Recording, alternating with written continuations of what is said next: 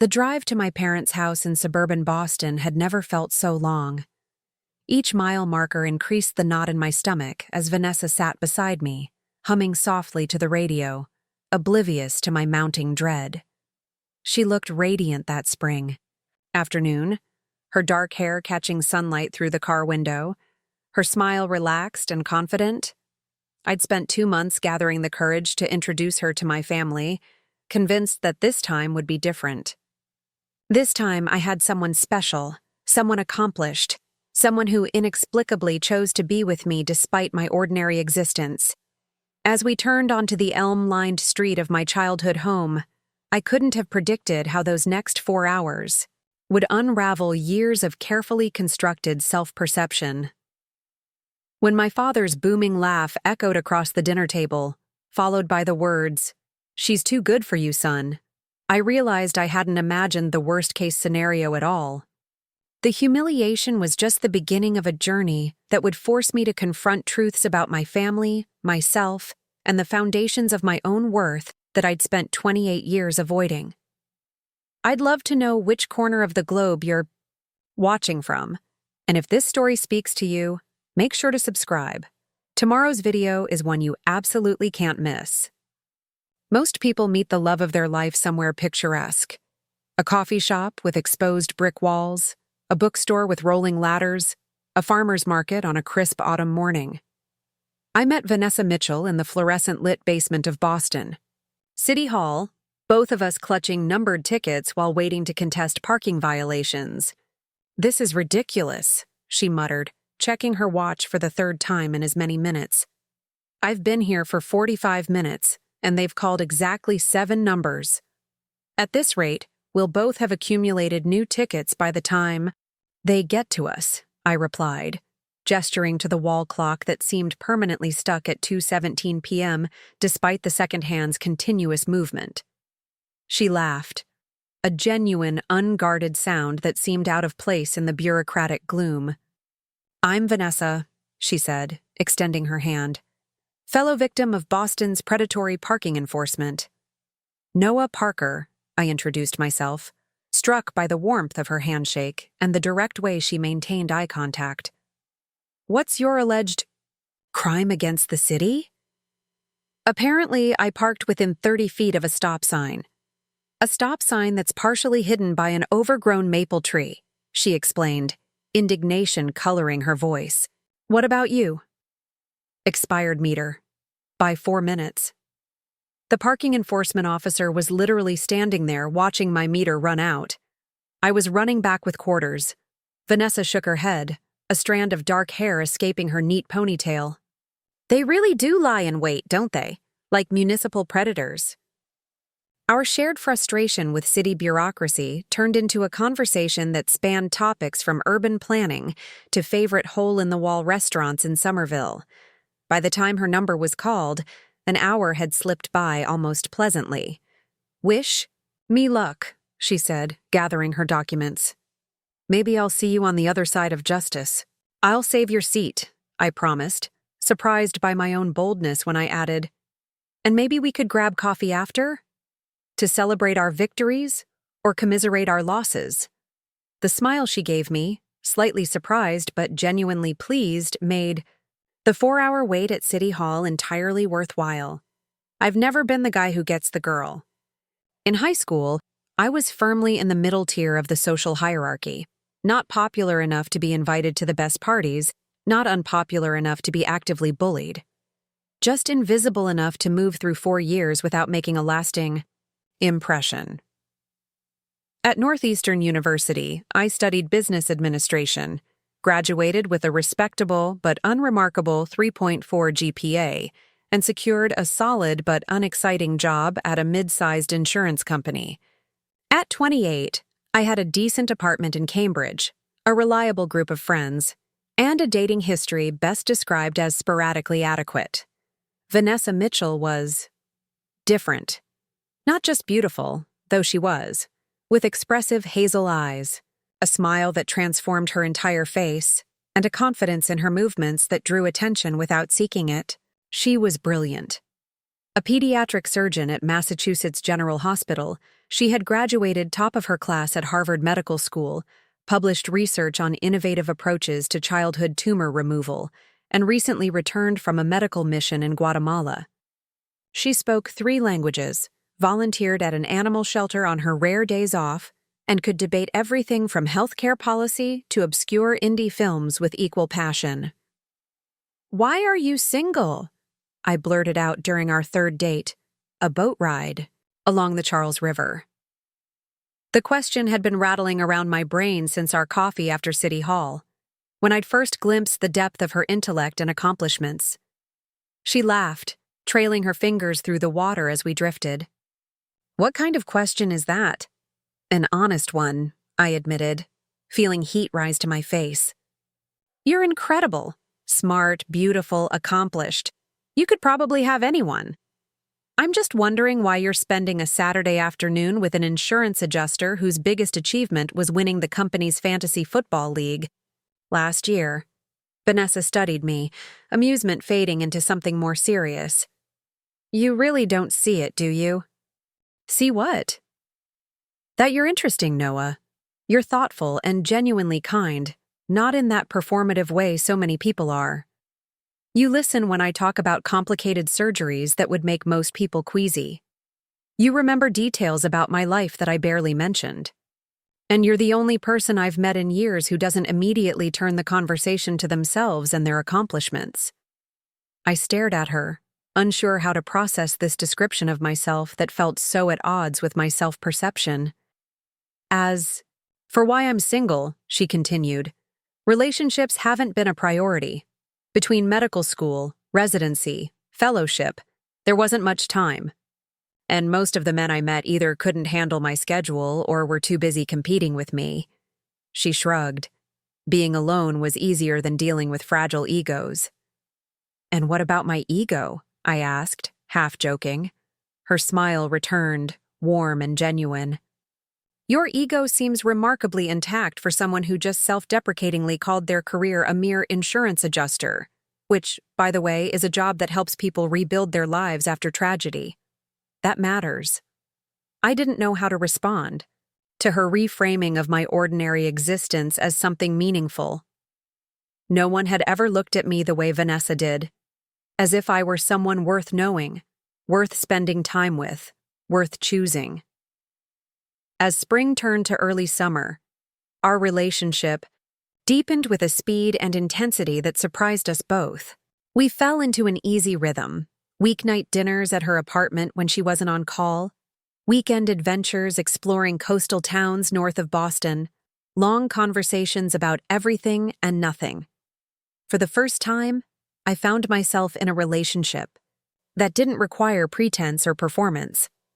Vanessa saw me, really saw me, and somehow, inexplicably, wanted to stay. The inevitable meet the family moment loomed. Vanessa had already introduced me to her parents, retired professors who lived in a book-filled brownstone in Cambridge. They were warm, intellectually curious people who asked thoughtful questions about my work and seemed genuinely interested in my answers.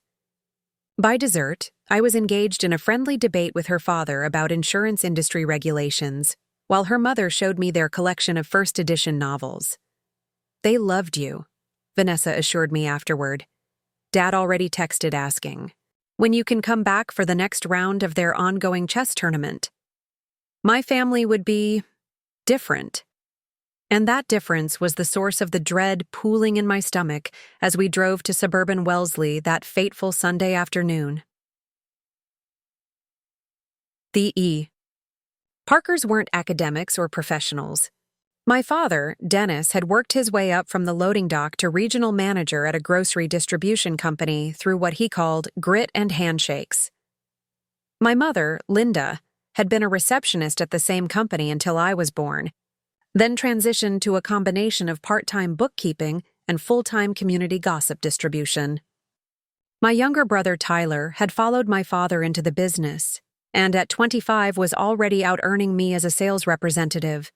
Success in the Parker household was measured in straightforward terms: income, possessions, and status. Within the tight social circle of my parents' longtime friends, My choice to pursue a college degree had been met with grudging support, tempered by frequent reminders that Tyler was making real money while I was burning through tuition. My subsequent career path was tolerated but not celebrated, viewed as an unnecessary detour from the family's proven route to financial security. They can be a bit direct, I warned Vanessa as we pulled into the driveway of my parents' modest colonial. Don't take anything they say too personally. I deal with anxious parents every day, she reassured me, squeezing my hand. I can handle a little directness, if only it had been just a little. The initial introductions went as expected, my mother's assessing gaze taking in Vanessa's simple but elegant sundress and understated jewelry, my father's too firm handshake and booming questions about what kind of doctor cuts open little kids, and Tyler's barely concealed once-over that lingered inappropriately. Noah tells us you work at Mass General, my mother said as she ushered us into the living room where cheese and crackers waited on the coffee table. That must be very stressful. It can be, Vanessa acknowledged, accepting the glass of white wine my mother pressed into her hand. But it's incredibly rewarding to help children and their families through difficult times. And the money must be good, my father interjected with a wink. Doctors do all right for themselves, don't they? I winced. Dad, maybe we could wait until at least the main course before discussing salaries? What? It's a compliment, he protested, raising his hands in mock surrender. Nothing wrong with acknowledging success. Vanessa handled it gracefully. The compensation is fair, but I actually chose pediatric surgery because it's one of the lower-paying specialties. I wanted to work with kids more than I wanted a certain income bracket. A lot of love and effort went into bringing this story to life. If you're enjoying it, we'd be so grateful if you'd subscribe to our channel. Now, back to where we left off.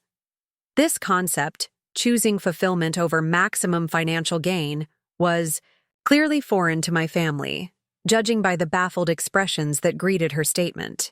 Well, that's admirable, my mother said, in the same tone she might use to describe someone's decision to live in a yurt. Noah has always been sensitive too, always worried about doing the meaningful thing rather than the practical thing. The way she said meaningful, like it was a naive indulgence rather than a legitimate priority, made me sink slightly lower in my seat. Dinner itself was a minefield of subtle and not-so-subtle digs. My mother quizzed Vanessa about her family background, clearly fishing for potential flaws or shortcomings. My father dominated the conversation with stories about his business triumphs, each anecdote carefully crafted to emphasize his success, despite his lack of formal education. Tyler contributed occasional comments about his recent sales achievements and the new car he was considering purchasing. Through it all, Vanessa remained poised and engaged, asking thoughtful questions and finding common ground where possible. She complimented my mother's cooking, discussed supply chain logistics with my father, and even managed to have a civil exchange with Tyler about his interest in mountain biking. The breaking point came during dessert, my mother's signature apple pie with vanilla ice cream. So, Vanessa, my father said, leaning back in his chair with the satisfied air of a man who has just consumed 3 helpings of everything. What exactly do you see in our Noah here? The question hung in the air, its phrasing suggesting genuine curiosity, but its tone implying something else entirely. Dad, I started to object, but Vanessa placed her hand over mine on the table. I see someone kind and thoughtful, she answered without hesitation. Someone who approaches the world with empathy and consideration. Noah has a quiet strength that I admire. He knows who he is and doesn't feel the need to prove himself constantly. My father's eyebrows rose. Quiet strength, huh? That's one way of putting it? He chuckled, glancing at my mother and Tyler as if sharing a private joke. I've always told Noah he needs to be more assertive, put himself out there more. The world doesn't reward quiet anything. Different strengths serve different purposes, Vanessa replied evenly. In my work, I've found that sometimes the loudest voice in the room isn't the one with the most valuable contribution. Well, in my experience, my father countered, his voice taking on the edge it always did when he felt challenged. The guy who speaks up gets the promotion, the raise, the recognition. The quiet ones get overlooked. Is that why Noah's been passed over at his company? Tyler chimed in, his expression all faux concern. I keep telling him he needs to man up a bit, show some backbone. Heat crept up my neck as Vanessa turned to me with a questioning look. I hadn't told her about being passed over for the senior adjuster position 3 months earlier, a disappointment I was still processing privately. I wasn't passed over, I clarified, trying to keep my voice steady. Jenkins had more specific experience with commercial properties. It made sense for him to get the role. My father's laugh boomed across the table. See, that's exactly what I'm talking about. Always making excuses for getting the short end of the stick instead of demanding better. He shook his head, turning to Vanessa. Honestly, I look at you two together and I have to wonder what you're doing with him. Dennis, my mother murmured in weak protest. What? I'm just saying what we're all thinking, he continued, warming to his theme. You're a surgeon at one of the best hospitals in the country. You're clearly smart, accomplished, beautiful, and Noah's Noah. He gestured vaguely in my direction, as if my mediocrity was a visible aura surrounding me. He's a good kid, don't get me wrong, he added, as if this qualifier somehow softened the assessment. But let's be real here, she's too good for you, son. The words landed like a physical blow. Not because they were shocking, they perfectly articulated the insecurity that had haunted me since my first date with Vanessa, but because hearing them spoken aloud at my parents' dinner table in front of the woman I was falling in love with stripped them of any plausible deniability. This wasn't my own self-doubt. It was how my family truly saw me. Vanessa's hand tightened around mine. Excuse me? It's a compliment to you, my father clarified, oblivious to the tension suddenly crackling in the room. Noah's lucky to have snagged someone like you. Punching. Above his weight class, as they say. Tyler snickered. My mother busied herself with serving more ice cream, her silence its own form of agreement. I think, Vanessa said, her voice calm but with an undercurrent of steel I'd never heard before, that you fundamentally misunderstand your son. My father blinked, clearly not expecting pushback. I've known him his entire life. I think I understand him just fine. Do you? Vanessa's question was simple but pointed, because the Noah Parker I know isn't someone anyone would be too good for. He's someone who listens to his elderly neighbors' stories for hours because he knows they're lonely. He's someone who helped my colleague move apartments on his day off because her husband was deployed overseas. He's someone who remembers the name of every receptionist, janitor, and cafeteria worker in my hospital because he believes everyone deserves to be acknowledged. The table had gone silent, all eyes on Vanessa as she continued, her words measured but intense. The Noah I know stayed up all night researching financial assistance programs for one of my patients' families who couldn't afford their child's medication. He's someone who sees people, really sees them, not for what they can do for him or how they reflect on him, but for who they inherently are. She turned to face me directly, her eyes fierce with a conviction that made my throat tight. That kind of character isn't measured by job titles or salary brackets or how aggressively someone promotes themselves. It's measured by the impact you have on the people around you. And by that measure, Noah is exceptional. The silence that followed her speech was deafening. My father's expression cycled through surprise, defensiveness, and confusion. My mother stared at her half-empty wine glass. Tyler suddenly found the pattern of the tablecloth fascinating. I sat frozen, unable to reconcile Vanessa's description with the person I believed myself to be. In her words, I sounded like someone worthy of admiration, not pity or condescension. Someone with value beyond measurable achievements or status markers. Someone I didn't recognize but desperately wanted to be. Well, my father finally said, forcing a chuckle that fell flat in the tense atmosphere. She certainly believes in you. I'll give her that. It's not about belief, Vanessa corrected him. It's about observation and respect. The remainder of the evening passed in strained small talk. My father, unaccustomed to having his assessments challenged, retreated into uncharacteristic taciturnity. My mother made valiant attempts to salvage the atmosphere with offerings of coffee and comments about the unseasonably warm weather. Tyler oscillated between awkward silence and forced joviality. When we finally said our goodbyes, earlier than originally planned, the farewell hugs were stiff and perfunctory. In the car, driving away from the house where I'd grown up but never quite belonged, I waited for Vanessa to speak first, certain that the evening had irrevocably altered her perception of me, of us. I'm sorry, she finally said as we merged onto the highway back toward Boston. I glanced at her, surprised. You're sorry? For what? For speaking so forcefully to your family. It wasn't my place to defend me when my own father was humiliating. Me at the dinner table? I interrupted, a bitter laugh escaping before I could contain it. You have nothing to apologize for. She was quiet for a moment, streetlights intermittently illuminating her thoughtful expression.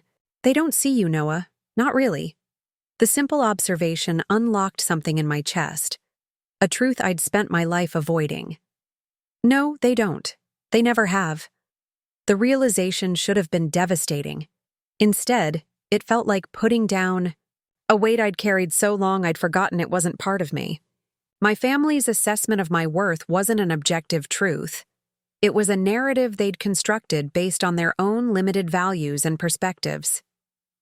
I need to ask you something, I said as we neared the city, the skyline glittering against the night sky.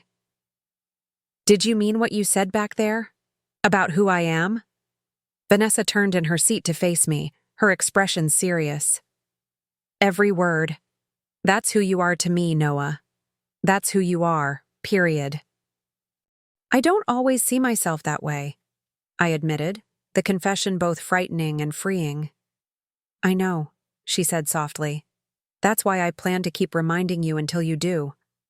As we drove through the familiar streets of Cambridge toward her apartment, something fundamental had shifted. The humiliation of my father's laughter and dismissive words still stung, but alongside that pain was a dawning recognition. Maybe the problem wasn't that I failed to measure up to some objective standard of worth. Maybe the problem was that I'd internalized a value system that was never designed to recognize what truly mattered. What I couldn't have known then was that the disastrous dinner at my parents' house was just the beginning, the first domino in a series of events that would force me to confront not just my relationship with my family, but fundamental questions about ambition, authenticity, and what it means to live a life of purpose. As Vanessa and I navigated the aftermath of that evening, new challenges would emerge that would test not only our relationship, but the very foundation of my self-understanding. The week following the dinner with my parents passed in a blur of work obligations and emotional avoidance. I threw myself into claims processing with unprecedented focus, staying late at the office to avoid my empty apartment and the thoughts that waited there. Vanessa's surgical schedule kept her at the hospital for extended hours, our communication limited to brief texts and one hurried phone call between her procedures. By Friday, the distance felt deliberate on my part, a protective measure against the inevitable fallout I was convinced would come. After all, hearing my family articulate my deepest insecurities had to have planted doubts in Vanessa's mind, regardless of her passionate defense in the moment. When my phone rang at 6:30 p.m., as I was still at my desk reviewing a particularly complex water damage claim, I hesitated before answering. "You've been avoiding me," Vanessa stated without preamble, her voice tired but direct. "I've been busy," I countered weakly, glancing around the nearly empty office. I was the only one still at my desk, surrounded by the glow of fluorescent lights and the hum of the HVAC system. So have I, but I'm not hiding. Her accuracy stung. I'm not— Noah, she interrupted gently. I know what's happening. Your father voiced the fears you've had since our first date, and now you're convinced I'll eventually agree with him. You're pulling away before I can. The precision of her assessment left me momentarily speechless. I'm off at 8, she continued. I'll pick up dinner from that Thai place you like and come to your apartment. Unless you have another excuse. The challenge in her question was clear. No excuses, I conceded. I'll see you around 8:30. True to her word, Vanessa arrived at my Cambridge apartment with bags of pad thai and spring rolls still wearing, scrubs under her coat, her hair pulled back in a messy ponytail. She looked exhausted but determined as she set the food on my kitchen counter and turned to face me. We need to talk about Sunday, she said, dispensing with small talk entirely. I busied myself with plates and utensils. What's there to talk about? My family made complete fools of themselves, embarrassed me thoroughly, and confirmed every insecurity I've ever had. Pretty straightforward. Is that how you see it? Because that's not what I witnessed at all. I paused in my movements, genuinely confused. You were there, you heard what they said. I heard people who have a fundamentally flawed understanding of success and worth trying to make sense of a relationship that doesn't fit their narrow worldview. She stepped closer, gently taking the plates from my hands and setting them aside. Their reaction says everything about them and nothing about you. Easy for you to say, I countered, unable to meet her eyes. You're the one they think is too good for me. And you believe them. It wasn't a question. How could I not? You're extraordinary, Vanessa. You save children's lives. You've published research papers. You speak multiple languages. I adjust insurance claims and occasionally help old ladies find their paperwork. Vanessa sighed, running a hand through her hair. Do you know what I dealt with today? A 6-year-old with a brain tumor. His prognosis is poor, and I had to tell his parents that our options are limited. I spent 40 minutes with them while they processed the worst news of their lives. The abrupt change of subject caught me off guard. I'm sorry. That sounds devastating. It was. And do you know what got me through that conversation and the difficult surgery that preceded it? Thinking about how you would handle it. Me? The confusion in my voice was genuine. Yes, you. Because that ability you have to really see people, to hold space for their pain without trying to fix it or minimize it, that's rare, Noah. It's a gift. And it's exactly what that family needed today. She moved to the couch, sinking into it with the bone-deep exhaustion of someone who had been on her feet for 12 hours. I followed, settling beside her but maintaining a careful distance. My colleagues are brilliant surgeons, she continued, technical geniuses, but some of them can barely look patients' families in the eye when delivering bad news. They see medicine as a series of problems to solve rather than people to help. That's different, I protested. Your work matters in a way mine never will. Does it? She challenged. Last month you told me about that elderly couple whose house flooded, the ones with the vintage photo albums that were water damaged. You spent your entire weekend helping them salvage what could be saved, then connecting them with a restoration specialist for the rest. I shrugged, uncomfortable with her praise. Anyone would have done that. No, they wouldn't. Most people would have processed the claim by the book and moved on. You saw what those photos meant to them, their entire history together. And you went above and beyond to preserve it. Her hand found mine on the couch between us. That couple didn't need a Harvard-educated surgeon that day. They needed someone who understood that their loss wasn't just about property damage. They needed you. Something in her words penetrated the armor of self-doubt I'd been reinforcing for years.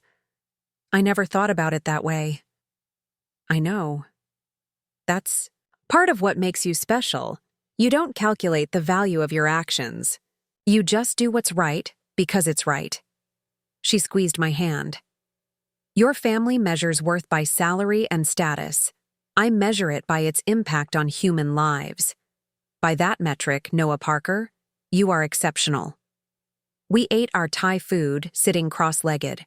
On the living room floor, the conversation shifting to lighter topics, a quirky patient on Vanessa's ward, the office politics drama I'd been avoiding all week.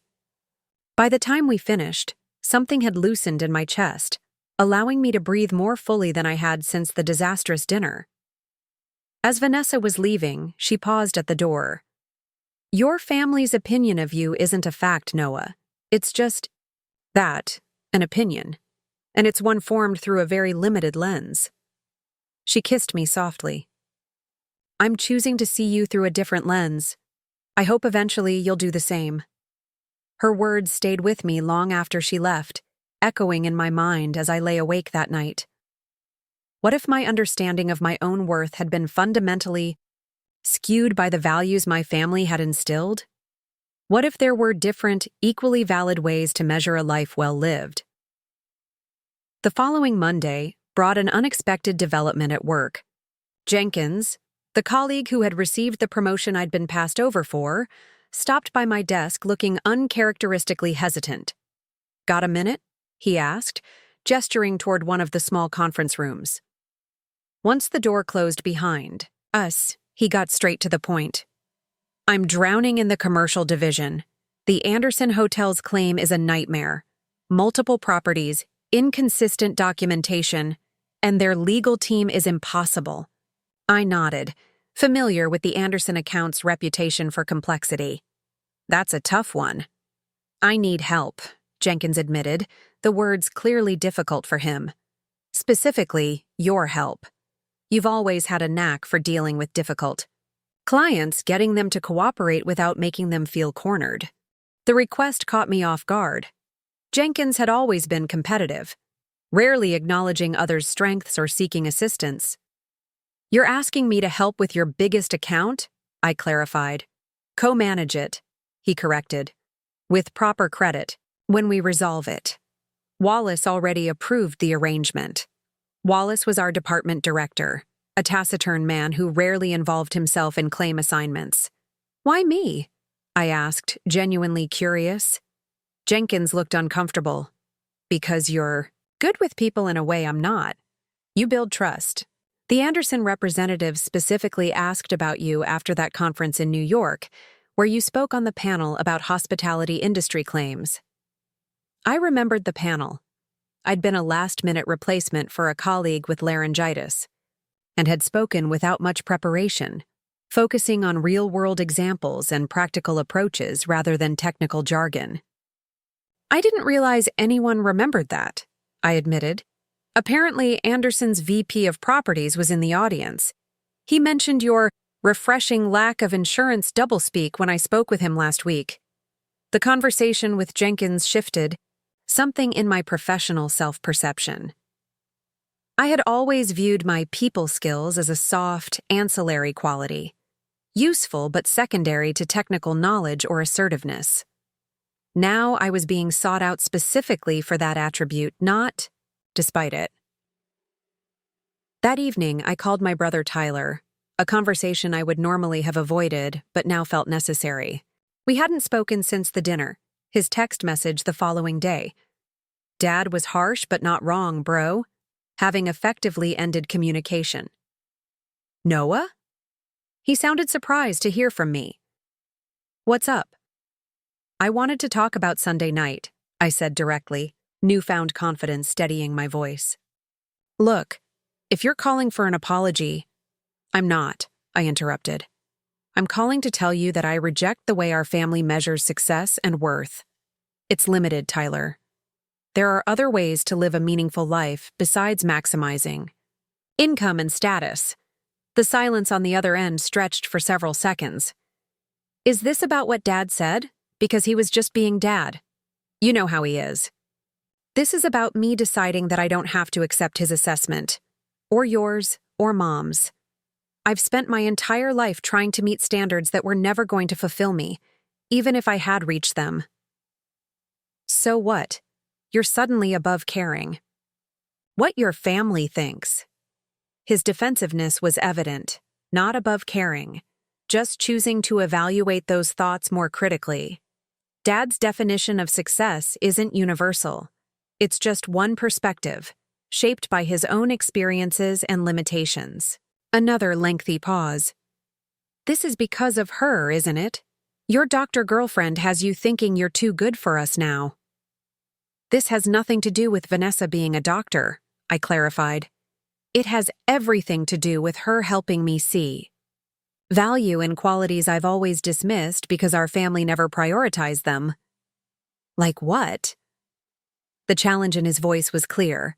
Empathy, integrity, the ability to truly listen to people and connect with them, using whatever skills I have to make someone's worst day a little better.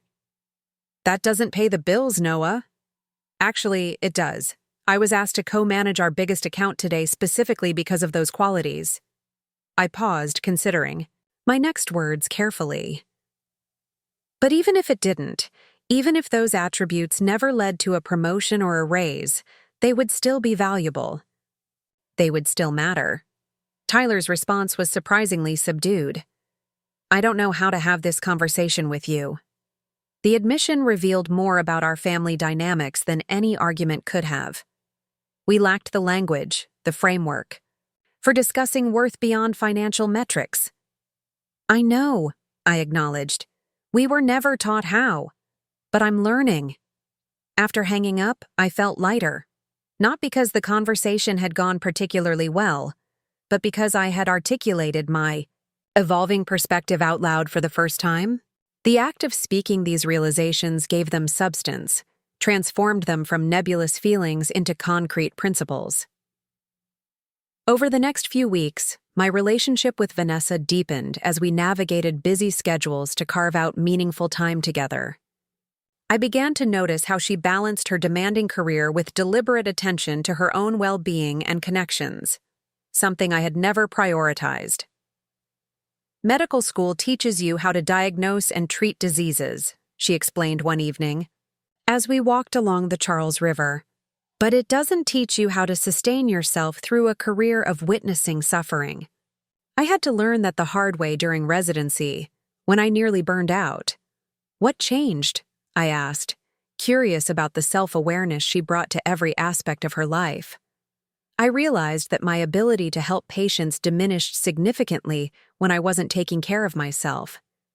It wasn't selfish to need rest, connection, joy. It was necessary. She smiled, nudging my shoulder with hers. That's partly why dating you has been so good for me. You remind me there's a world outside the hospital. You help me stay human. Her framing startled me.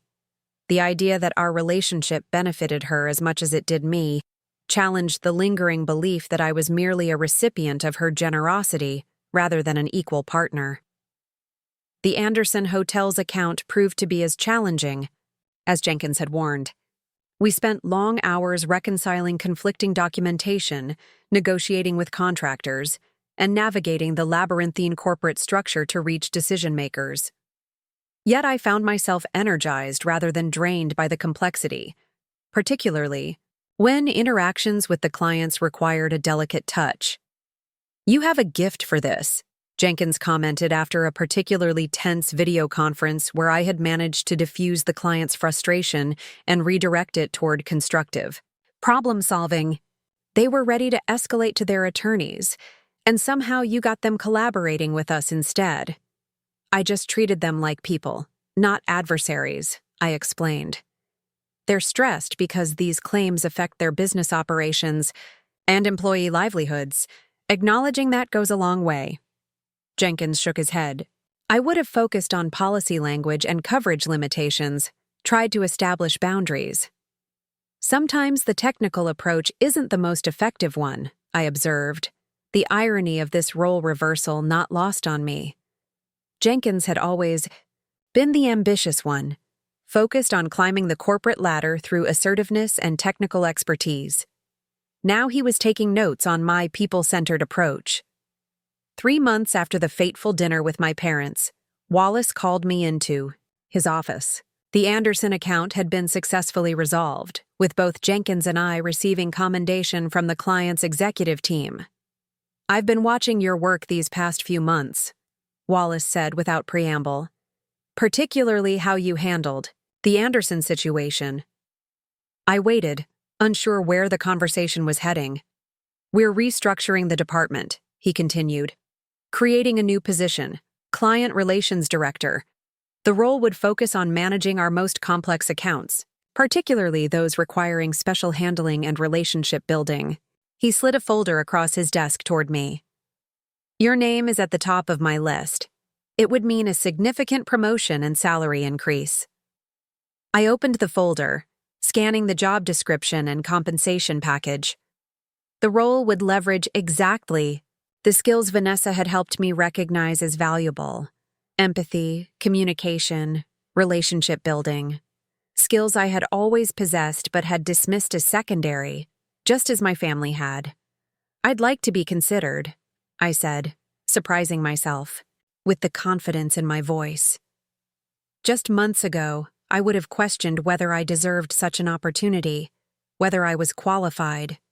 Now I recognized that my unique approach to client management was precisely what made me suited for the role. That evening, I shared the news with Vanessa over dinner at her apartment. Her pride was evident, but not surprising. What did surprise me was my own response to the opportunity. "The most remarkable thing," I told her as we sat on her balcony watching the city lights shimmer, "is that I'm excited about this role not because of the title or the money, but because it aligns with what I'm actually good at, what I enjoy doing." "That's how it should be," she replied, her hand finding mine in the gathering darkness. "Work that leverages your natural strengths rather than forcing you to become someone you're not." I hesitated before asking my next question. "Should I tell my family?" Vanessa considered this thoughtfully. "That depends on why you want to tell them. Is it to gain their approval? To prove them wrong? Or simply to share news about your life?" The question cut to the heart of my evolving relationship with my parents and brother. I think it's complicated. Part of me wants them to see that their way isn't the only path to success, that the qualities they dismissed as weaknesses turned out to be professional assets. And the other part? The other part knows that even with this promotion, even with the salary increase, I'll never fully satisfy their metrics for success. And I'm starting to be okay with that. Vanessa squeezed my hand. "That's the real victory, Noah. Not the promotion, though I'm incredibly proud of you for that. The victory is recognizing that your worth isn't contingent on their validation." As we sat together in comfortable silence, I reflected on the journey of the past 3 months. My father's dismissive laughter and cruel words at that Sunday dinner had triggered a painful but necessary re-examination of how I valued myself and my contributions to the world. Vanessa hadn't changed me. She had simply held up a different mirror, one that reflected qualities I had always possessed but never fully appreciated. What I couldn't have anticipated then was how this shifting self-perception would soon collide with a family crisis that would test not only my newfound confidence, but the very foundations of the Parker family dynamic. The promotion at work was just the beginning of a transformation that would ultimately force not just me, but everyone in my family to reconsider what truly matters when life's fragile nature is suddenly, starkly revealed. My first month as client relations director brought challenges I hadn't anticipated. While the core of the job aligned perfectly with my strengths, building trust, diffusing tension, finding creative solutions to complex problems, the leadership aspects pushed me far outside my comfort zone. I now managed a team of 5 adjusters, each with their own working styles and personalities, requiring me to develop a previously untapped ability to delegate and direct rather than simply execute. Wallace proved to be an unexpected ally, offering guidance without micromanagement. "You were promoted because you bring something unique to the role," he reminded me during one of our weekly check-ins. "Don't try to lead like Jenkins or me or anyone else. Figure out your own approach." At home, I transformed my spare bedroom into a proper office, investing in a standing desk and better lighting. Vanessa helped me select artwork for the walls, abstract pieces that somehow managed to be both calming and energizing. Your work environment should reflect your values, she explained, hanging a painting of interwoven blue and green shapes that reminded me of water. You'll be spending hours here making decisions that affect people's lives. The space should support that. Her perspective, that even something as seemingly inconsequential as office decor mattered, was characteristic of how Vanessa approached life. Everything was intentional, considered. Nothing was without purpose. We fell into a rhythm that accommodated both our demanding careers. Tuesday and Thursday evenings were sacred. No work calls, no hospital emergencies unless absolutely critical. Weekend mornings were for coffee and conversation before the world intruded. We kept toiletries and changes of clothes at each other's apartments, though we maintained our separate spaces. 6 months into our relationship, I realized with startling clarity that I was genuinely happy, not in the fleeting way of new infatuation, but in the steady, grounded manner of someone whose life has found its proper alignment. My work felt meaningful.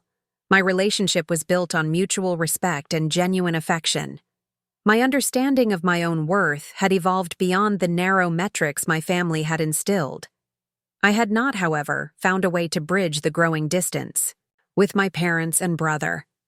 Our interactions had become perfunctory, brief phone calls on birthdays and holidays, superficial exchanges about weather and local sports teams. I had informed them of my promotion via email, receiving congratulatory responses that acknowledged the achievement without engaging with its significance.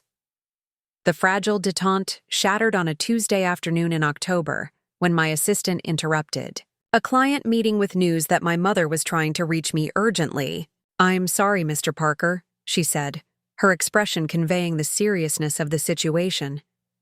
"Your mother says it's an emergency regarding your father." I excused myself from the meeting, heart pounding as I returned the call from the privacy of my office. "Noah?" My mother's voice was uncharacteristically shaky. "Your father had a heart attack this morning. He's at Wellesley Medical Center. They're preparing him for surgery now." The world seemed to tilt slightly on its axis. Despite our complicated relationship, despite the hurt and disappointment, the thought of my larger-than-life father suddenly vulnerable sent a cold wave of fear through me. "How bad is it?" I managed to ask, already reaching for my jacket. "Bad enough," she replied, strain evident in her voice. "The doctor mentioned something about multiple blockages. Tyler's on his way. Can you come?" "I'm leaving now," I assured her, already texting Wallace about the family emergency. The drive to Wellesley felt interminable, my mind cycling through worst-case scenarios and unresolved conversations. My father and I had barely spoken since the dinner with Vanessa. What if those dismissive words, that booming laugh at my expense, were among our final interactions? I called Vanessa from the car, the hands-free connection allowing me to focus on navigating the increasingly heavy traffic. "I can meet you there," she offered immediately after I explained the situation. "Not as your girlfriend, but as a doctor who can help you understand what's happening." Her offer touched me deeply. "Are you sure? You have patience?" "I can reschedule my afternoon clinic." "This is important, Noah." By the time I reached the cardiac care unit waiting room, Tyler was already there, pacing with the nervous energy that characterized him in times of stress. My mother sat rigidly in a vinyl chair, her normally perfect makeup slightly smudged, her hands clutching her purse as if it were a life preserver. "Any updates?" I asked, setting aside the tension of recent months to embrace her briefly. "He's in surgery now," she replied, her voice thin. "The doctor said it could be several hours." Tyler acknowledged me with a nod, continuing his restless movement. "They're doing a triple bypass. Apparently, he's been having chest pains for weeks but didn't tell anyone." That sounded exactly like my father, dismissing physical warning signs as weakness, pushing through discomfort rather than addressing its cause. The same approach he applied to emotional matters, to family conflicts, to anything that couldn't be conquered through sheer force of will. "Mrs. Parker?" A nurse appeared in the doorway. "The surgical team asked me to update you. Your husband is stable, but the procedure is more complex than initially anticipated. Dr. Sawyer will speak with you when it's complete." My mother nodded mutely, the fear she was trying to mask visible in her eyes. I sat beside her, unsure if my presence was a comfort or an additional stress given our recent distance. "I called Pastor Mike," Tyler informed us, finally taking a seat across from us. "He's coming by later to pray with us." I nodded, though organized religion had never been central to my life the way it was for Tyler and my parents.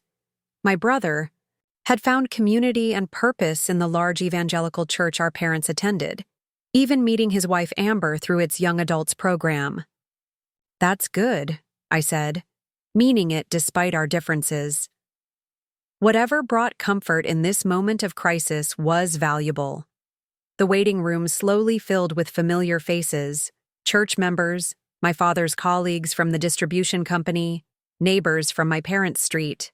The Parker family was well connected in Wellesley, my father's larger-than-life personality, and my mother's social networking ensuring a wide circle of acquaintances, if not deep friendships. Vanessa arrived an hour into our vigil, still wearing scrubs under her coat, her hospital ID badge clipped to her pocket. I rose to meet her, profoundly grateful for her presence. "Thank you for coming," I said quietly, conscious of the curious glances from family friends who had never met her. She squeezed my hand. "Of course. Have you spoken with the surgical team yet?" "Just brief updates through the nurse. The cardiologist will come talk to us after the surgery." Vanessa nodded. Triple bypasses are common procedures, but they're still major surgery. The fact that they're taking extra time suggests they're being thorough, which is good. I introduced her to my mother, who managed a polite if reserved greeting. Tyler, however, made no effort to hide his discomfort, offering only a curt nod before deliberately engaging one of the church elders in conversation. As the hours passed, Vanessa proved invaluable, not only in translating medical terminology, when updates came, but in her quiet, steady presence beside me. She brought coffee for everyone, helped an elderly church member locate the chapel, and somehow found a charging cable for my mother's dying phone.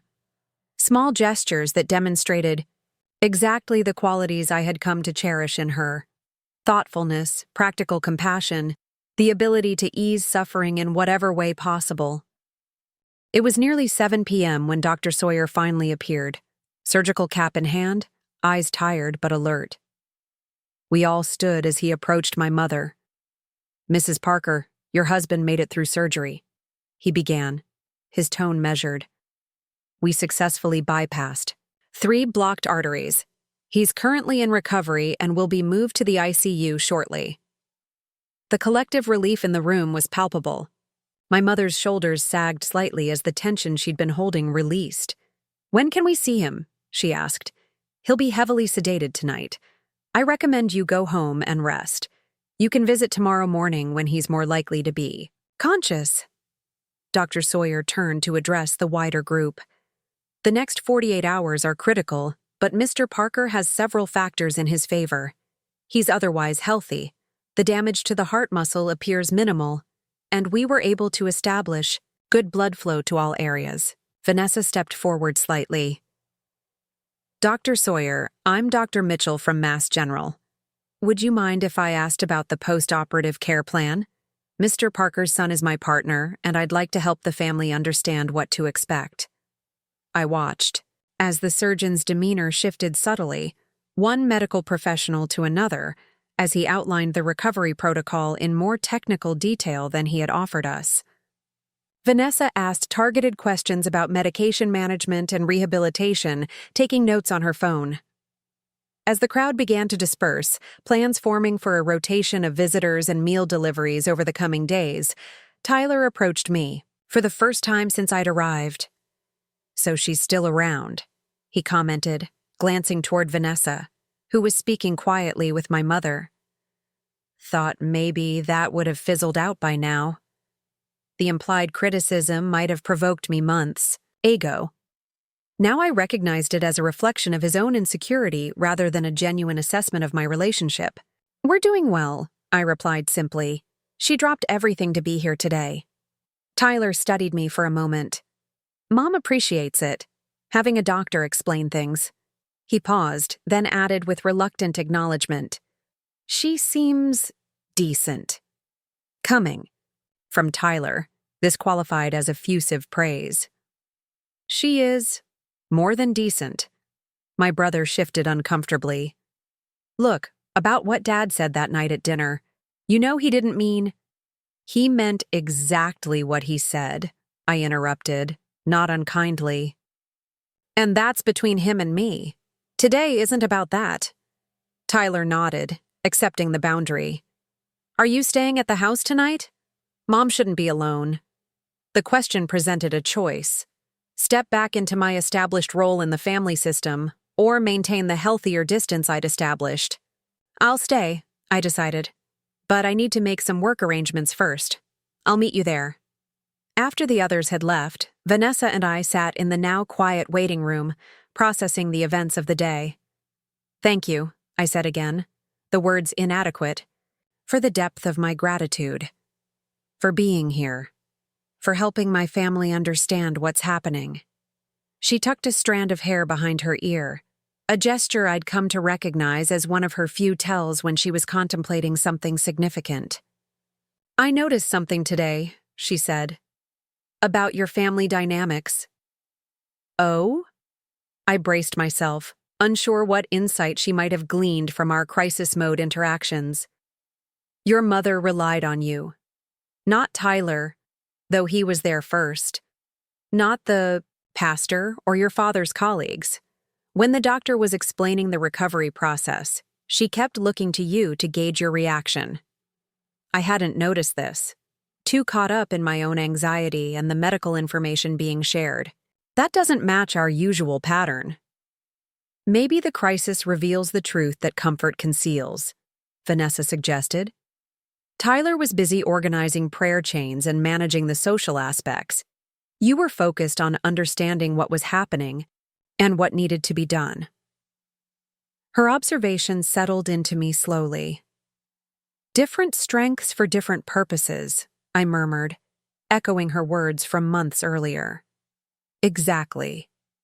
And today, your strength was exactly what your mother needed. The next morning, I arrived at the hospital early, having spent a restless night in my childhood bedroom. The house had felt both familiar and foreign, the same furniture and photos, the same creaking stair on the way to the second floor. But, now viewed through the lens of my evolved understanding of myself and my family. My father was awake when I entered the ICU, though clearly groggy from medication. Tubes and wires connected him to various monitors, his complexion pallid against the white hospital linens. Most striking was how diminished he appeared, the boisterous, commanding presence reduced to a vulnerable patient in a hospital gown. Noah, he acknowledged, his voice raspy from the breathing tube that had been removed earlier that morning. How are you feeling? I asked, taking the chair beside his bed.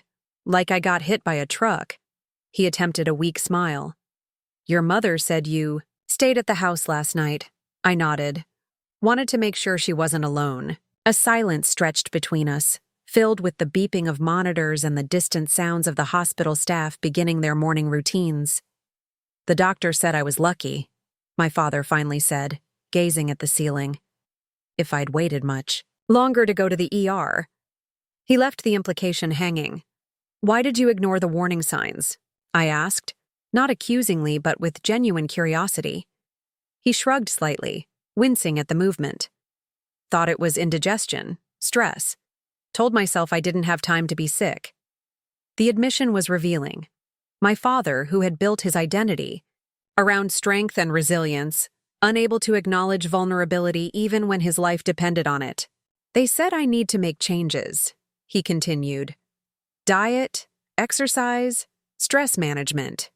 He pronounced the last term with mild disdain, as if it were a trendy concept rather than a medical necessity. Those changes could give you many more years, I pointed out. With Mom, with future grandchildren someday. My father's eyes, so like my own, finally met mine directly. Your doctor girlfriend explained all that. Came by this morning before her shift. Surprise coursed through me. Vanessa was here? He nodded. Around 6. Said she wanted to check on me before heading to Mass General. Explained what happens after a bypass in terms I could actually understand. I hadn't known she planned to visit. She must have come directly from her apartment after leaving me at my parents' house the night before. She's something else, your Vanessa, my father continued, an unfamiliar note in his voice. Smart, direct, kind, but no nonsense. Yes, she is, I agreed, watching him. Carefully. She mentioned your promotion. Said you're managing a team now, handling the company's biggest accounts. So they had discussed more than just his medical condition. That's right. My father was quiet for a moment. The only sound was the rhythmic beeping of his heart monitor. I was wrong, he finally said, the words clearly difficult for him. At that dinner, what I said about you, about her being too good for you. The statement hung in the air between us, fragile and unprecedented. In my 28 years, I had never heard my father admit he was wrong about anything substantial. Nearly dying apparently gives a man some perspective, he continued when I didn't immediately respond. Makes you think about what actually matters, about the kind of father I've been. Dad, you don't need to. I do, he interrupted, his voice stronger despite his weakened state. I need to say this while I still can. I've measured success one way my entire life. By how much you earn, what position you hold, what others think of your achievements. It's how my father measured me, and I couldn't imagine any other standard. He paused, gathering strength. But lying in that ER yesterday, thinking I might not make it, I wasn't proud of my sales numbers or management position. I was thinking about you kids, about your mother, about whether you'd remember me with love or just relief that I was gone. The raw honesty shocked me more than his medical crisis had. Dennis Parker had never been one for emotional introspection or vulnerability. Your girlfriend, Vanessa, she told me something this morning that hit me hard. She said in her line of work, she's never heard a dying person express regret about not working more hours or making more money. They regret relationships they neglected, kindness they withheld, love they were too afraid or proud to express. I could hear Vanessa's cadence in the words, her compassionate directness. She had given my father the same gift she had given me, a different lens through which to view what truly matters. I don't know if I can change completely, my father admitted. Old dogs, new tricks and all that. But I'm going to try to see you, all of you, more clearly. To value what you actually are rather than what I thought you should be. In that sterile hospital room, surrounded by the clinical reminders of human fragility, something long broken between us began, tentatively, to mend. Not with grand gestures or complete transformation, but with the simple acknowledgement that there were different ways to measure a life well lived, and that perhaps, just perhaps, mine wasn't as lacking as he had always believed. What neither of us could have anticipated was how this fragile reconciliation would soon be tested by an unexpected development in Vanessa's career, one that would force all of us to put our evolving perspectives to the ultimate test, and would challenge not just my relationship with my father, but my deepest understanding of success, sacrifice, and what it means to truly support someone you love. My father's recovery progressed steadily over the following weeks. The man who returned home from the hospital was physically diminished, but somehow more present than he had been before. Listening more than talking during family visits, observing with newfound attentiveness the dynamics between my mother, Tyler, and me. I established a routine of visiting my parents' house every Sunday afternoon, sometimes with Vanessa when her schedule permitted. These visits, once sources of tension and discomfort, gradually evolved into something resembling genuine family time. My mother, initially reserved around Vanessa, began to thaw as she witnessed not only my girlfriend's medical expertise, but her authentic care for our family's well-being. She showed me how to organize Dad's medications, my mother admitted during one of my solo visits, arranging flowers Vanessa had sent for my father's 2-month recovery milestone. Created a chart with times and dosages that even your father can follow. The small acknowledgement represented significant progress from the woman who had sat silently during my father's humiliation of me at that first dinner. At work, I settled more confidently into my leadership role, developing my own management style that emphasized collaboration and clarity rather than authority and competition. My team responded positively, our department's client satisfaction metrics climbing steadily. Wallace mentioned expansion plans for the division, suggesting that my approach might become a model for other regions. Life felt balanced in a way I'd never experienced, challenging but not overwhelming, with purpose at work and fulfillment. In my personal relationships, the ground beneath me, once shifting with insecurity and self-doubt, had solidified into something I could trust. Then came the Wednesday evening in December, when Vanessa arrived at my apartment uncharacteristically late, her expression a complex mixture of excitement and apprehension. "Sorry about dinner," she said, shrugging off her coat to reveal scrubs rather than her usual business attire on clinic days. Emergency surgery ran long, and then Dr. Abernathy wanted to speak with me privately. "Everything okay?" I asked, sensing something significant in her demeanor as I handed her a glass of the red wine I'd opened earlier. Vanessa took a deep breath, her fingers tightening around the stemware. "I've been offered an incredible opportunity. Abernathy has been developing a pediatric surgical program in collaboration with a hospital in Seattle. They're focusing on advanced techniques for treating childhood brain tumors." "Seattle," I repeated, the geographical distance immediately apparent. "That's quite a move." "The program is revolutionary, Noah. They're combining surgical approaches with targeted immunotherapy in ways that could dramatically improve survival rates for conditions that are currently nearly untreatable." Her eyes lit up as she described the technical aspects of the research, the potential outcomes for children who currently had few options. This was Vanessa at her core, passionate about advancing medicine, driven by the possibility of saving lives others had deemed unsavable. "They want me to join the founding surgical team," she concluded, "to help develop and implement the protocols from the ground up." "That's incredible," I said, meaning it despite the knot forming in my stomach. "It sounds perfect for you." "It's a 3-year commitment initially," she continued, watching me carefully, "with potential for extension if the program succeeds as we hope it will." 3 years, on the opposite coast, the implications hung between us, unaddressed but unavoidable. "When would you need to decide?" I asked, buying time to process my conflicting emotions. They'd like an answer within the month. "The program launches in April." "April? Barely 4 months away." "What are you thinking?" she asked after a moment of silence. I considered deflecting, offering platitudes about supporting her career. Instead, I chose honesty. "I'm thinking that this sounds like a once-in-a-lifetime opportunity for you professionally, and I'm thinking that I'm not ready to lose you." Vanessa set down her wine glass and moved to sit beside me on the couch. "Those don't have to be mutually exclusive thoughts, Noah. Seattle is 3,000 miles away," I pointed out. "Long distance. Relationships are challenging under the best circumstances. With your schedule and the intensity of launching a new program—" "I know," she acknowledged. "But there are options. Mass General has a reciprocal relationship with several Seattle hospitals. I've already inquired about potential visiting surgeon, arrangements that might allow me to split my time between both cities, at least initially."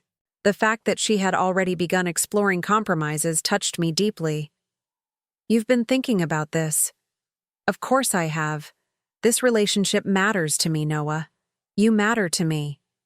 She took my hand, her expression earnest. But I also need to be honest about what this opportunity means professionally. The work we'd be doing could change outcomes for thousands of children.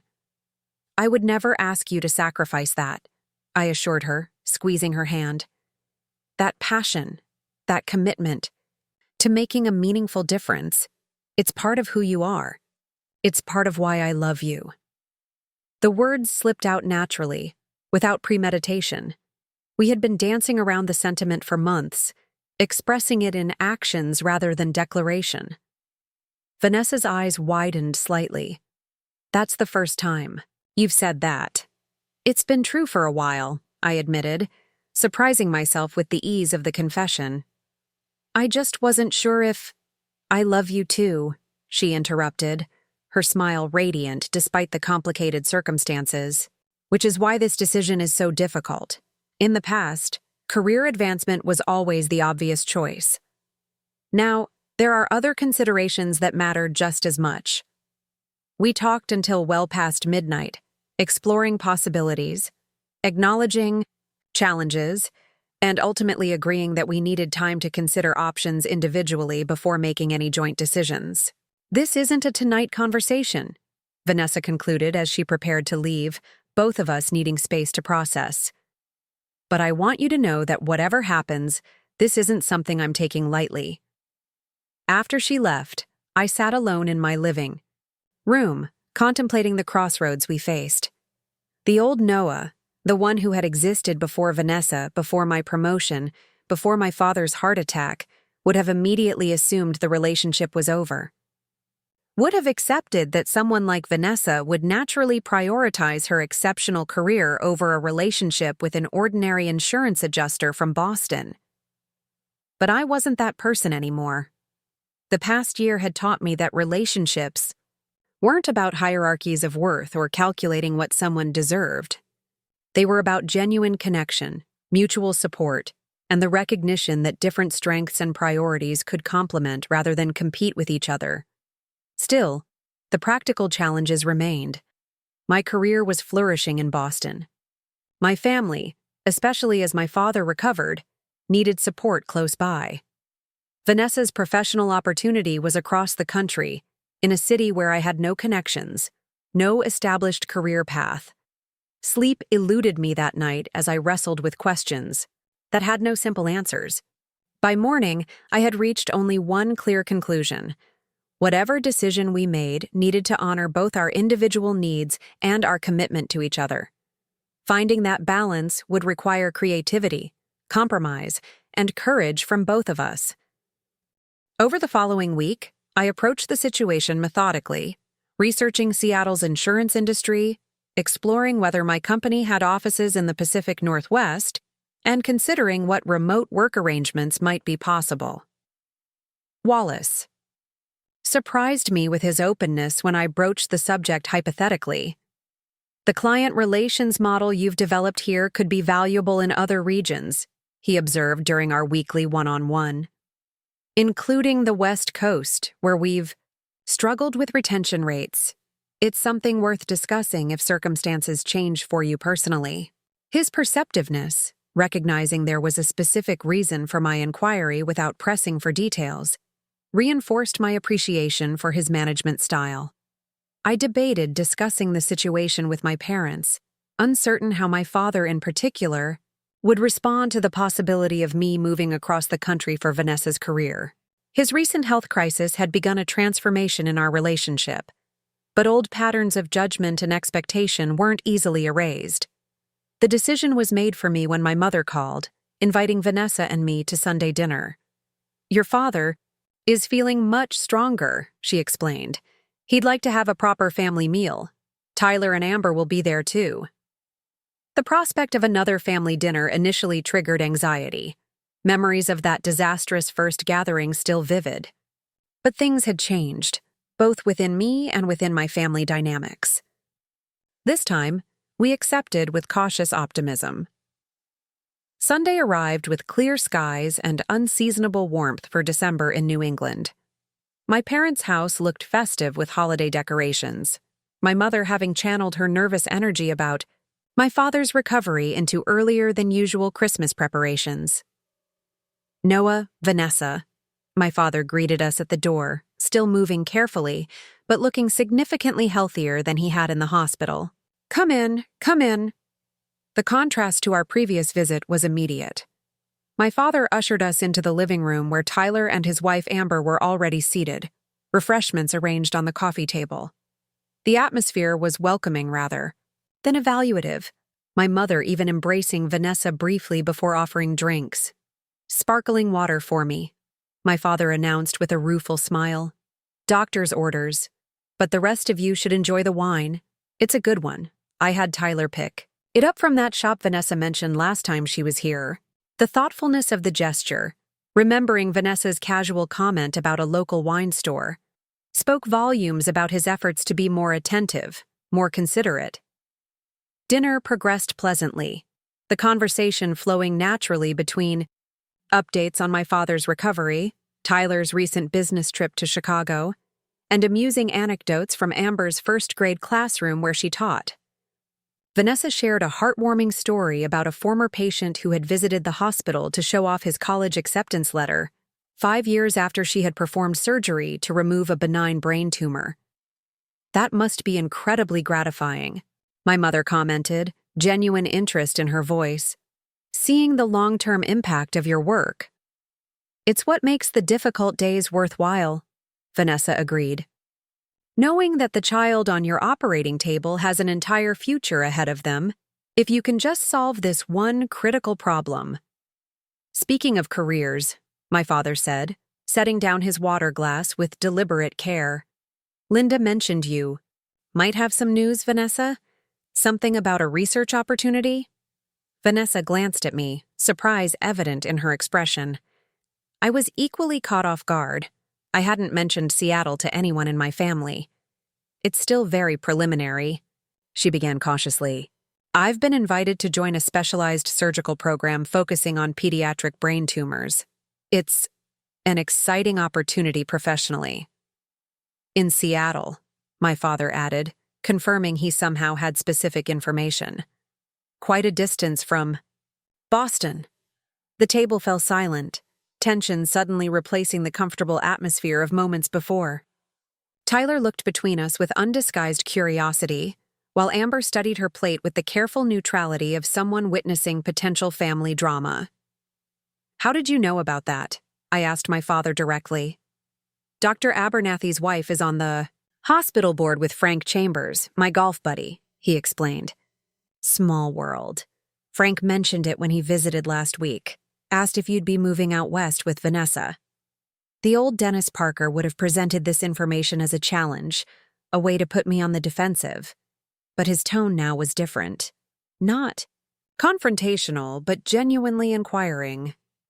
We're still discussing options, I replied, looking at Vanessa, who nodded in agreement. It's a complex situation. Long distance is tough, Tyler commented, breaking his silence. Amber and I tried it for 6 months when she was doing her teaching practicum in Springfield. Nearly broke us. Every relationship is different, Amber countered gently. And there are more flexible work arrangements now than there were when we were dating. My father cleared his throat, drawing everyone's attention. Noah, could I speak with you privately for a moment? In my study. The request surprised me, but I agreed, following him to the small room off the living room that had served as his home office for as long as I could remember. Sports memorabilia and business awards lined the shelves, physical testimony to the values that had driven his life choices. He settled carefully into his leather desk chair, gesturing for me to take the seat opposite. So, Seattle. It's not decided yet, I began, prepared to defend the possibility of moving or attempting a long-distance relationship. Vanessa's exploring arrangements that might allow her to split time between both cities, and I'm looking into whether my company has— Noah, he interrupted gently. I didn't bring you in here to talk you out of anything. That stopped me short. You didn't? No. He leaned forward slightly, his expression thoughtful. I wanted to tell you something I've never told anyone, not even your mother. My curiosity piqued. I waited as he gathered his thoughts. When I was 26, about your age when you started at the insurance company, I was offered a position with a distribution firm in California. Better salary, more responsibility than I had at the time, a real opportunity to advance quickly. This was news to me. My father had worked for the same company his entire career, starting on the loading dock and working his way up through the ranks. The idea that he might have taken a different path was difficult to imagine. "What happened?" I asked. "I turned it down," he said simply. "Your mother's parents were getting older, needed her nearby. We'd just bought the house. My father told me I was a fool to pass up the opportunity, said I was choosing comfort over ambition." He smiled ruefully. "Sound familiar?" The parallel to my current situation was unmistakable. "Why are you telling me this now?" My father's eyes, so like my own, held a depth of emotion I rarely saw there. "Because for 40 years I've wondered what might have happened if I'd taken that job. Not because I regret staying. I built a good life here, raised you and Tyler, provided well for our family. But because I made that decision based on what others expected, rather than what I truly wanted." He leaned back in his chair, wincing slightly at the movement. "The heart attack changes your perspective. Makes you see how short life really is, how easily it can end before you've done the things that matter most to you." "And you think I should go to Seattle?" I surmised, still trying to understand his unexpected support. "I think you should decide based on what you want your life to be, not on what you think you should want," he clarified. "Not on what I or your mother or anyone else thinks is the right choice." The man sitting across from me seemed both familiar and unfamiliar. The father I'd known all my life, yet somehow transformed by his brush with mortality into someone more reflective, more willing to question the certainties that had guided his existence. "What if it doesn't work out?" I asked, voicing the fear that lingered beneath my practical considerations. "What if I move across the country and Vanessa realizes I'm not worth it?" My father finished the thought I couldn't bring myself to complete. "Son, that's not how love works. Not real love anyway. It's not a balance sheet of what each person brings to the table. It's about choosing each other, every day, through every circumstance." Coming from the man who had laughed at the dinner table and declared Vanessa too good for me, the insight was profound. "The truth is," he continued, "I was wrong about you, about both of you. What I saw as her being too good for you was actually just two people with different strengths valuing each other for exactly who they are." He paused, then added with uncharacteristic vulnerability. "It's what your mother and I have at our best moments, though I haven't always recognized it or expressed it well." As we rejoined the others in the dining room, I felt a shifting of something fundamental, not just in my relationship with my father, but in my understanding of partnership, of what it meant to support someone you love as they pursued their purpose. The conversation around the table had continued in our absence, Vanessa describing the innovative aspects of the Seattle program, while my mother and Amber asked thoughtful questions. Tyler, surprisingly, was discussing potential business contacts he had in the Pacific Northwest who might be useful connections if we relocated. "Everything okay?" Vanessa asked quietly as I took my seat beside her. "Yes," I replied, meaning it, completely for perhaps the first time in my relationship with my family. Actually, better than okay. What I couldn't have known in that moment of clarity was that the decision about Seattle would soon be complicated by an unexpected development in my own career, an opportunity that would force both Vanessa and me to confront our deepest values about success, sacrifice, and what it truly means to support each other's growth. The journey that had begun with humiliation at my parents' dinner table was about to come full circle in ways none of us could have anticipated. The email from Wallace arrived 2 days after the surprisingly pleasant family dinner. Subject line: Confidential, Strategic Opportunity. Its contents would reshape the already complex decision Vanessa and I faced. Noah, it began. Following our conversation about West Coast possibilities, I've expedited discussions with the executive team. We're preparing to launch a Pacific Northwest regional office, based in Portland, Oregon. I'd like you to consider taking the lead as regional director, implementing your client relations model on a broader scale. This would involve building a team from the ground up, with significant autonomy and resources. Details attached for your review. This opportunity aligns with our expansion strategy, but the accelerated timeline is, frankly, motivated by my desire to retain your talents within the organization. Please consider carefully and let's discuss when you're ready. Portland. Just under 3 hours from Seattle by car. Close enough for a weekend commute, possibly even a longer daily commute if necessary. The position would represent a substantial promotion, greater responsibility, increased compensation, and the chance to implement my approach to client relations across an entire region rather than just one department. I stared at my computer screen, a complex mixture of emotions washing over me. The timing seemed too perfect, too convenient. Part of me wondered if Wallace had created this opportunity specifically to retain me after sensing my potential departure. Another part recognized that regardless of motivation, this represented exactly the kind of role I had been working toward. One that leveraged my strengths and offered genuine impact on the company's direction. Most significantly, it potentially solved the geographic challenge of Vanessa's Seattle opportunity. We could both pursue our professional goals while maintaining our relationship, a compromise that didn't require either of us to sacrifice our ambitions or separate.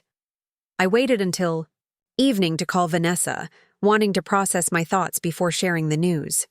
She answered on the 4th ring, the sounds of the hospital audible in the background. "Can you talk?" I asked, hearing her footsteps as she presumably moved to a quieter location. "Just finished a consult. What's up?" Her voice shifted from professional efficiency to warmth as she focused on our conversation. "I received an interesting email today. From Wallace. I explained the Portland opportunity, the regional director role, and the timing that aligned so perfectly with her Seattle position." Her initial silence made me nervous. "Vanessa, what are you thinking?" "I'm thinking it sounds almost too perfect," she finally replied, echoing my own earlier thought. "Portland is close enough to make a relationship workable while we both pursue these opportunities." "But," I prompted, sensing hesitation beneath her measured response. "But I'm wondering if this is the right solution for the right reasons." She said carefully, "Noah, is this what you truly want professionally? Or would you be taking this position primarily to be near me?" The question cut to the heart of the matter. Was I excited about the Portland role because of its professional potential, or was I grasping at a convenient solution to our geographic dilemma? Both, I admitted after consideration. The position itself is exciting, building something from the ground up, implementing the approach I've developed here on a larger scale. But yes, the proximity to Seattle is a significant factor in my interest. "That's fair," she acknowledged. "I just don't want you making a career decision you might regret later because of our relationship. That kind of sacrifice can breed resentment over time." Her concern touched me deeply. This brilliant surgeon who could have anyone she wanted, worried about my professional fulfillment rather than just her own. "The same applies to you," I pointed out. "Your compromises around splitting time between cities or limiting your involvement in the program." "True," she agreed. "We both need to be honest about what matters most to us professionally and personally.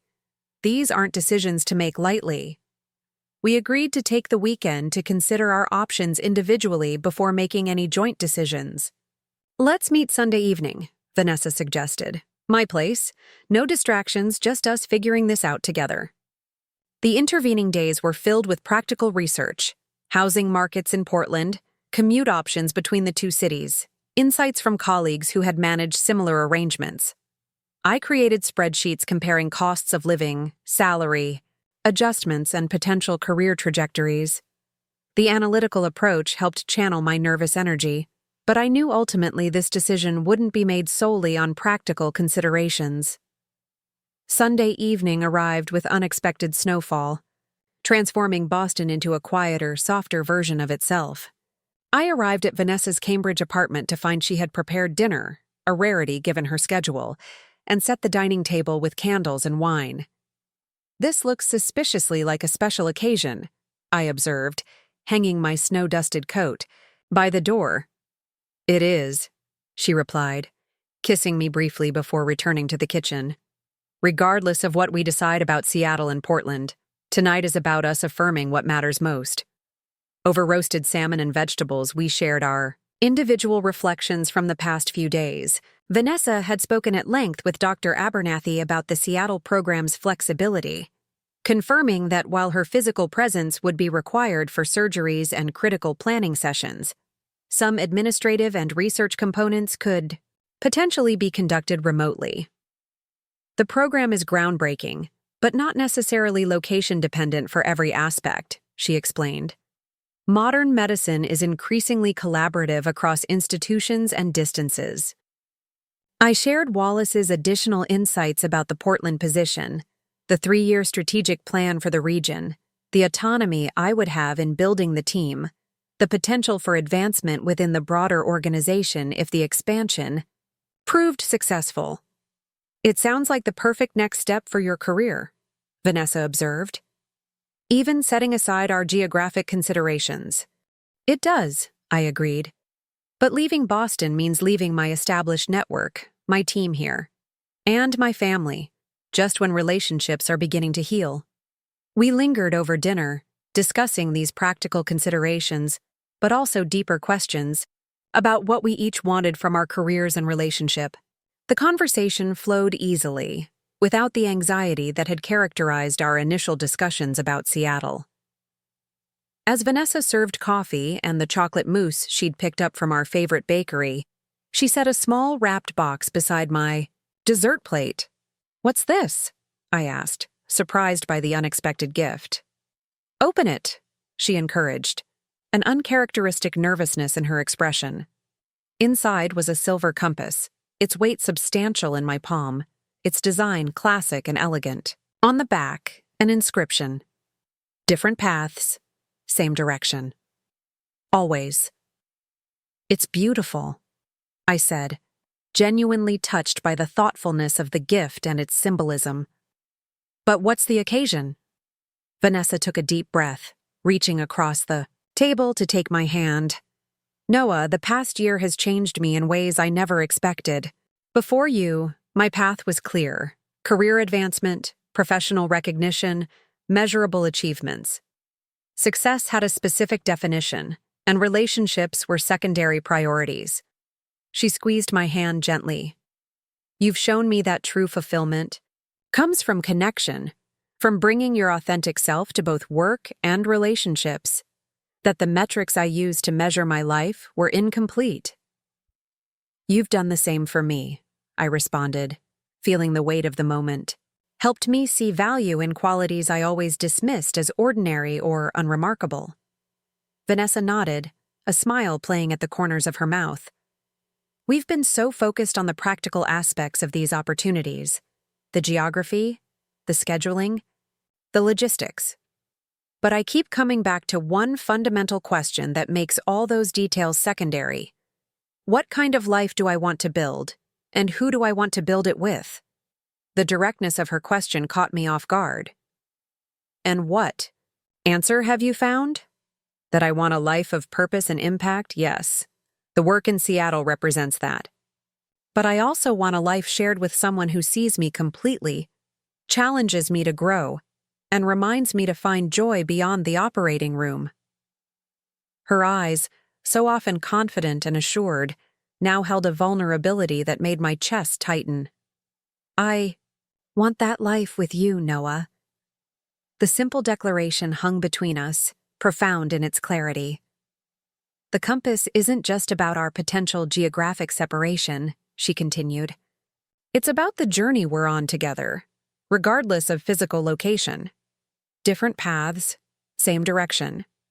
In that moment, the anxiety that had lingered beneath our practical planning dissolved. The question wasn't whether we could make Seattle and Portland work logistically. It was whether we were committed to creating a shared life, despite the challenges distance might present. I want that too, I said finally, the certainty in my voice surprising even me. A life with purpose, with impact. A life with you. We decided to accept our respective opportunities, Vanessa in Seattle, me in Portland. The proximity made a commuter relationship feasible, at least initially. We would maintain both apartments for the first year, spending weekends together and evaluating longer-term living arrangements as our roles evolved. It won't be easy, Vanessa acknowledged, as we outlined our plan. We'll both be establishing ourselves in new environments, new professional communities. But we'll be doing it together, I reminded her. Different cities, same journey.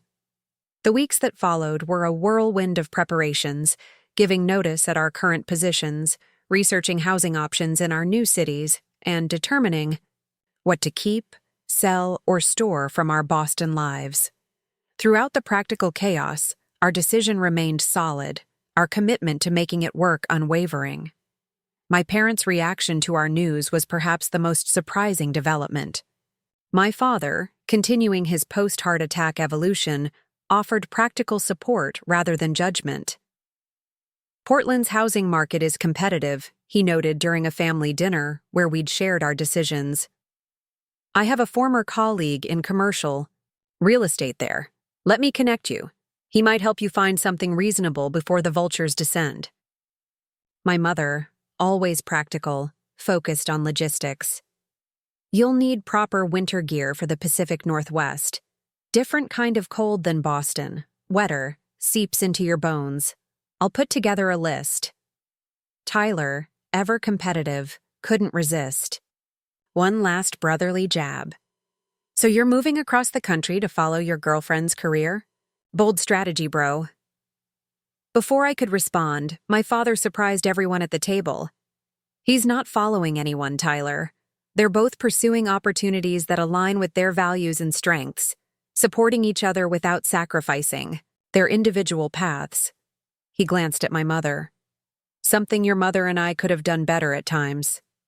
The admission, and implicit apology, rendered Tyler momentarily speechless, a rare achievement that I savored silently.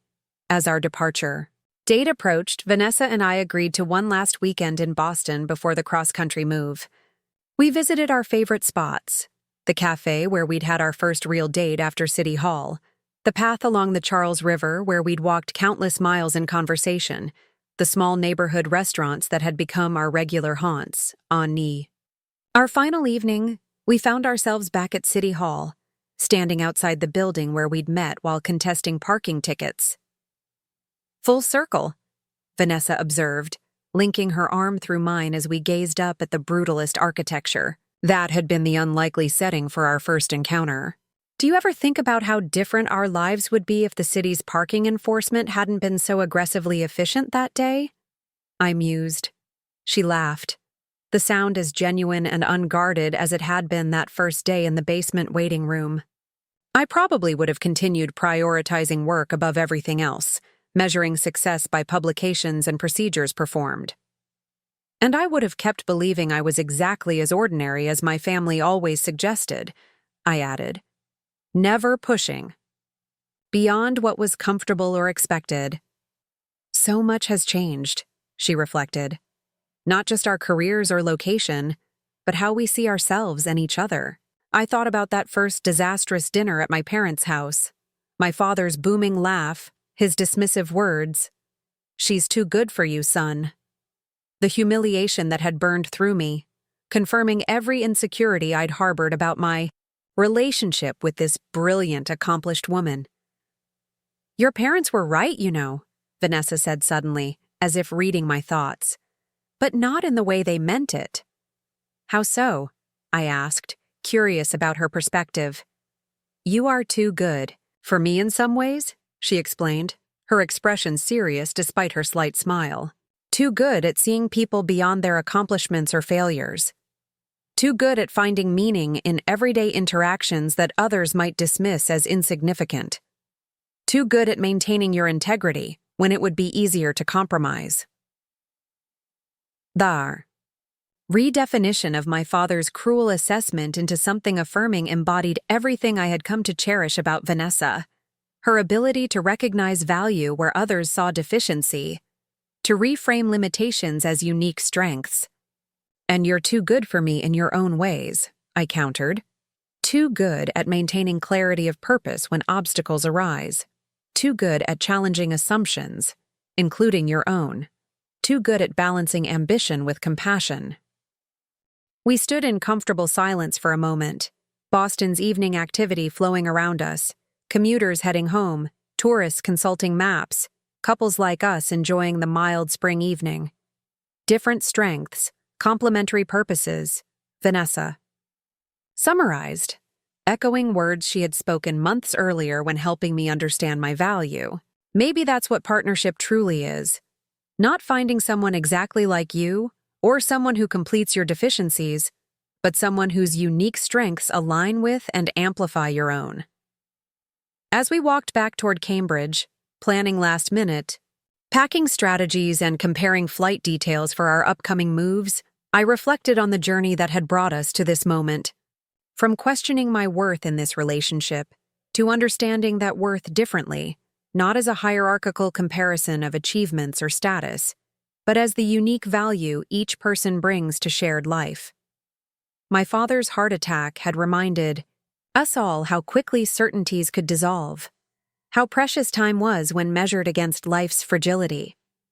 That perspective had transformed his rigid value system into something more nuanced, more accepting of different definitions of success and fulfillment. For me, the transformation had been equally profound.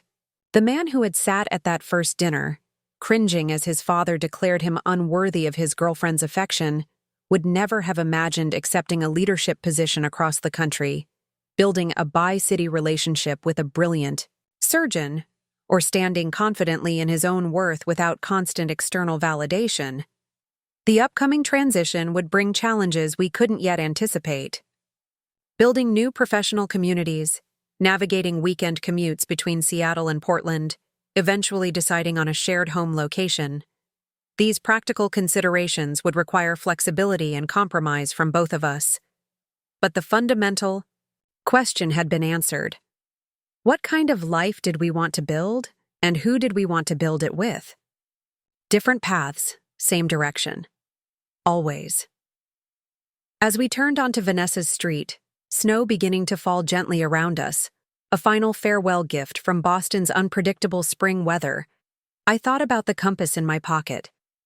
Its weight was comforting, a tangible reminder that even when physically separated, two people could be oriented toward the same destination, guided by shared values and mutual respect. My parents had laughed when I brought my girlfriend to meet them, declaring, "Her too good for me."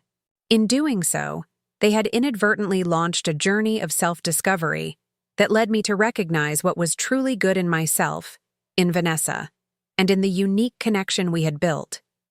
A connection strong enough to bridge not only physical distance, but the distance between different ways of measuring a life well lived.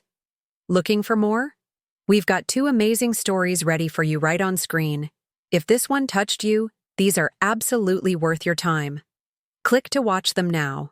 And, hey, subscribe and hit that bell to never miss our latest uploads.